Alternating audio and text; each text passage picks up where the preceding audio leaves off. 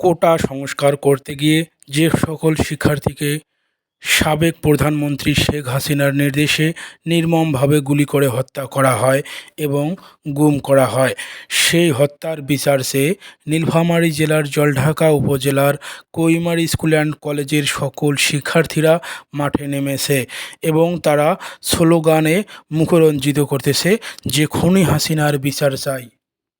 কারণ শিক্ষার্থীরা কখনো রাজনীতি করতে আসে নাই।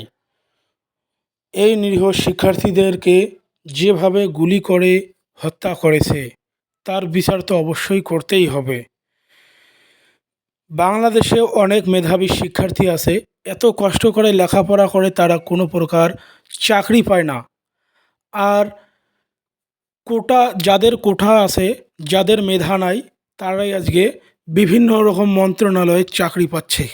এই জন্যই মেধাবী শিক্ষার্থীরা কোটা সংস্কারের আন্দোলনে মাঠে নেমেছিল। তাদের এই আন্দোলনের মাঠে নামাটাই কি ভুল ছিল?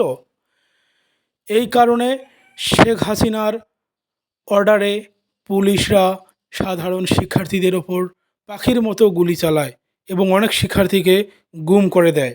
এই কারণে নীলফামারী জেলার জলঢাকা উপজেলার কৈমারী স্কুল অ্যান্ড কলেজের সকল শিক্ষার্থীরা একত্রে দলবদ্ধ হয়ে তারা মাঠে নেমেছে। তারা এই খুনি হাসিনার বিচার চান।